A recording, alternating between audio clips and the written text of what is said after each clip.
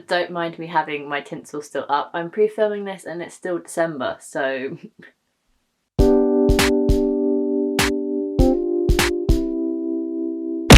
Hi guys, welcome back to my channel, and today we're going to be doing my December wrap up very quickly. I wasn't sure whether to film this or not because I've already done like my 2020 stats, I've already done my best books of 2020, and I just feel like I'm going to be repeating myself a little bit because I did read some of my favourite books in December. Bear with me, I'm going to quickly speed through my December wrap up, so this video shouldn't be too long, but I just kind of wanted to finalise my yearly wrap up. I felt kind of out of it if I didn't do my December wrap up because I've done one for the rest of the months this year since being on this channel, so I wanted to do it. So I am going to be quickly going through what I read in December because, like I mentioned, some of them have already featured quite heavily on my channel in the last couple of weeks with all the end of year videos.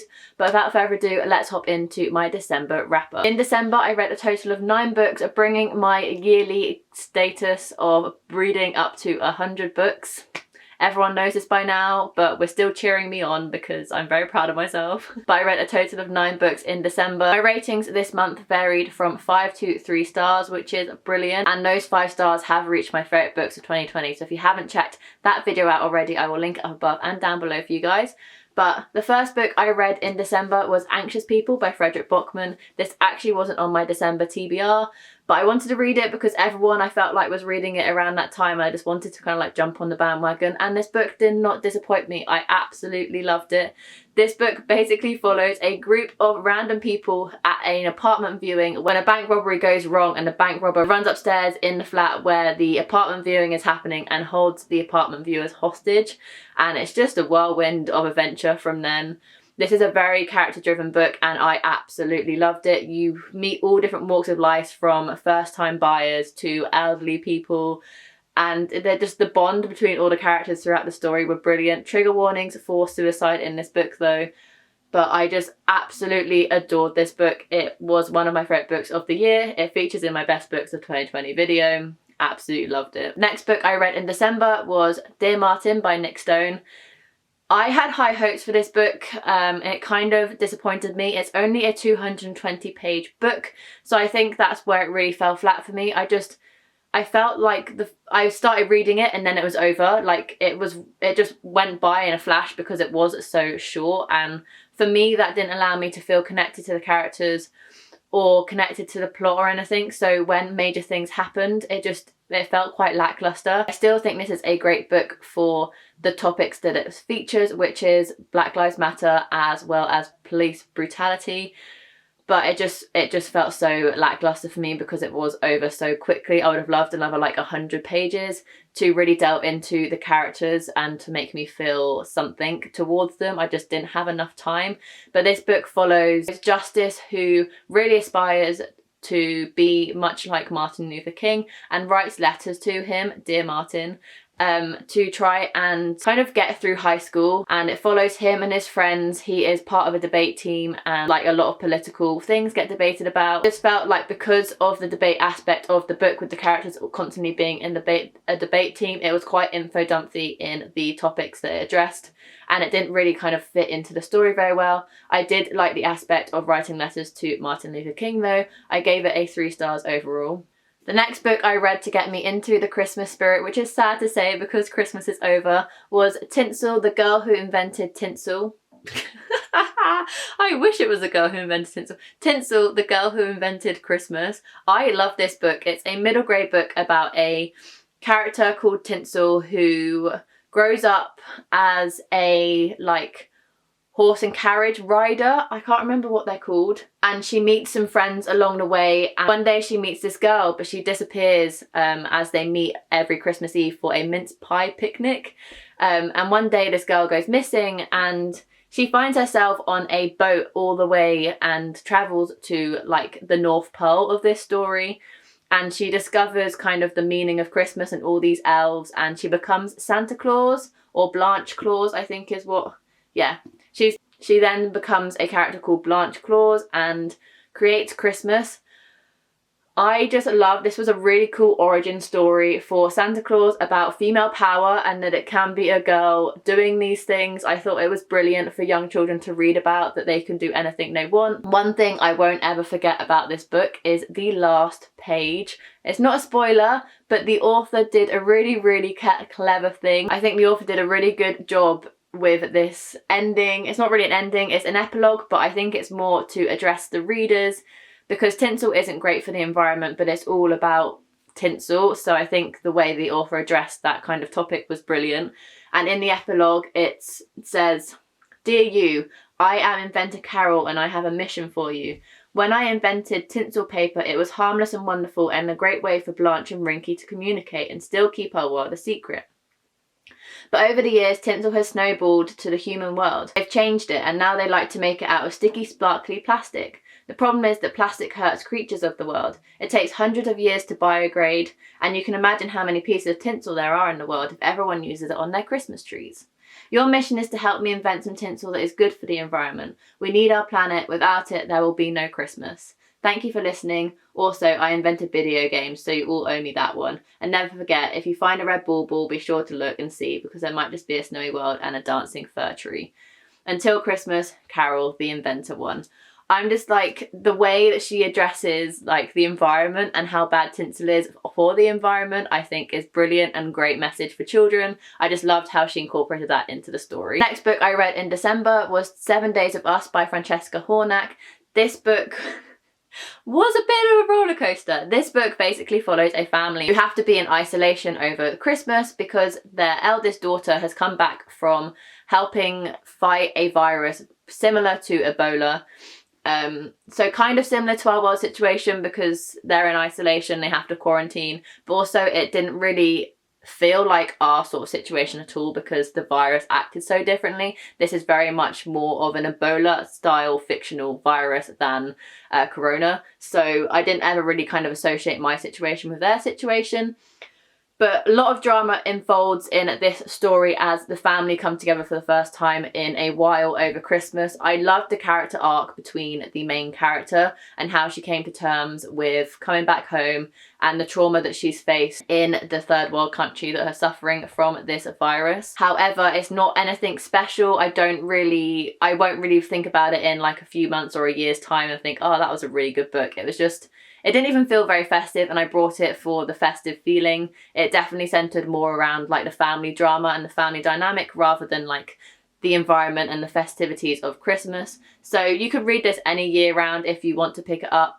You can pick it up in summer. I wouldn't really consider it a Christmassy read, but I did read it in December and it was an alright read. I enjoyed it, but nothing special. The next book, however, I read The Mighty Heart of Sunny St. James, and I gave this a 4 stars. I absolutely love this. One of my favourite books of the year is Ashey Blake's Ivy Aberdeen's Letters to the World, because I just love that book so much. So I was eager to pick up Ashey Blake's other work. I adored this book for the topic it addressed. This addresses organ donation and organ transplants, and I've had a kidney transplant. I had a kidney transplant at the age of 18, although this is a middle grade book. So the main character, Sunny, had a heart transplant when she's only very young. I think 8 or 9 is what I want to say is her age in this book. But the similarities of not being able to do things with friends or go out and being really bubble wrapped by your guardian, I felt all that. It took me back to pre-transplant and what I felt and how secluded I felt being away from my friends and not being able to do the things that they wanted to do and they were doing because I was too ill, and sleeping all day, which is what Sunny definitely goes through. But this is also a book about discovery and who you're meant to be, and it's just a brilliant book. I still prefer Ivy Aberdeen, sorry Jess, but this book did live up to my expectations and I absolutely loved it. I just loved reading about someone else who had gone through organ transplant. I don't read much of that, and I definitely connected to Sunny even though we're like 10 years apart plus. Yeah, really enjoyed this and can't wait to read more Ashey Blake. She is easily becoming one of my favourite authors. Next book I read in December was Full Disclosure by Camryn Garrett. I gave this book a 3 stars. I did enjoy it. I just didn't always feel connected to the characters. However, I loved the plot. I think it was really well done. This book follows Simone, who was born HIV positive through her mother having it and giving birth to her. She no longer is in contact with her mother, and she is brought up by her 2 gay fathers. The LGBTQ plus representation in this book was utterly brilliant. There's so much diversity in this book. It was so good to read about. Simone is being attacked by this news of her being HIV positive in the past, so she's recently moved schools, and no one in her new school knows this news apart from her 2 best friends. And then one day this news gets out and she starts getting blackmailed by it to stop seeing the boy that she likes. And although I never felt connected to the characters, what made me enjoy this book was the amount of stuff I learned in this book. I'd never read a book about HIV before, and this book discusses it in great depth, as well as AIDS, because of her gay parents and them having suffered through the AIDS crisis back in the 80s, I think it was the 80s, as well as the amount of talk on safe sex and being able to explore your sexuality and explore what you enjoy, especially being a female. I absolutely love the conversations in this book, and there's a lot of resources in the back of this book as well to help you along.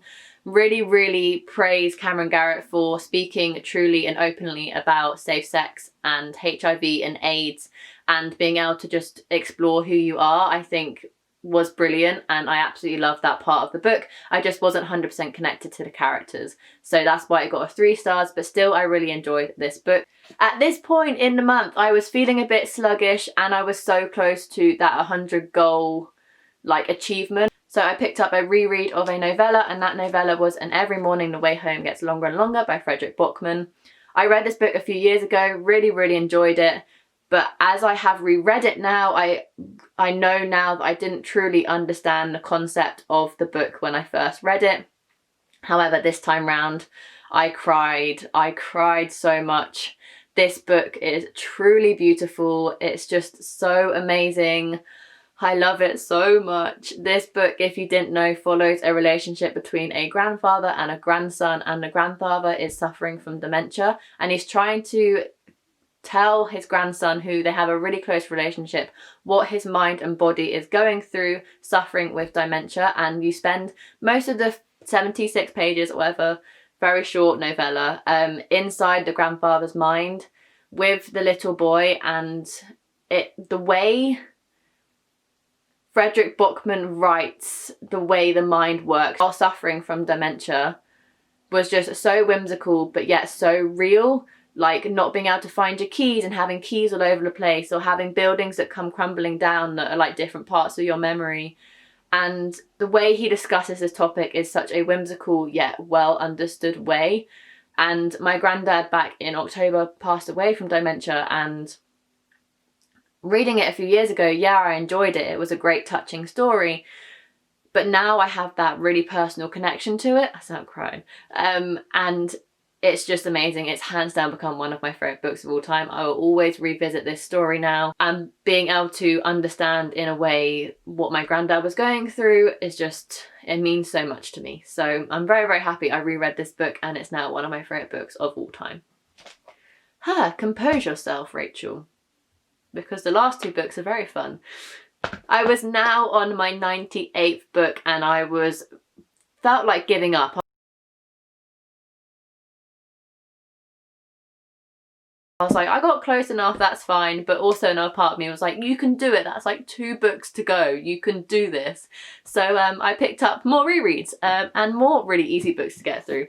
I picked up volumes 1 and 2 of Heartstopper by Oseman. I just wanted something that I knew I was going to enjoy, I knew I was going to fly through, and that would take me no time at all to reach that 100 goal, just to say I've done it. I am proud to say that I've done 100 books in a year. That's a goal I'll never be able to achieve again. These were my last 2 books of 2020, and they were just so much fun to revisit. I love Nick and Charlie. They are 2 of my favourite fictional characters of all time. I absolutely adore them. And their relationship is just the cutest thing, and you follow them throughout. I don't actually know how many volumes there are going to be, but volume 4 is out in May this year. I'm very excited to read it, but I did reread the first 2 to reach my 100 goal challenge. I constantly read this book with these 2 graphic novels with a smile on my face. They're so heartwarming and they're so beautiful, and I absolutely love the art style that Oseman does in these books. They just make their faces just come to life. I don't know, they're still images, yet they have so much emotion, and movement and stuff in these. I love the art style. I love the characters in this. The diversity is brilliant in this as well. Love, love, love this series. It's one of my favourite graphic novel series. I haven't read many graphic novel series. I think this is the only graphic novel series I've read. This is my favourite graphic novel series. I absolutely love it. And that were the last 2 books that I read in December to make up my 100 books of 2020. So those were all the books I read in December. Just a quick video to wrap up my final month of 2020. I really, really hope you enjoyed this video. If you did, make sure you give it a massive thumbs up. Subscribe down below to see more content from me. Leave a comment what you read in December. Did you read any last minute 5 stars that you added to your best books of 2020 list? Let me know in the comments. Let's have a chat and I'll see you in my next video. Bye guys.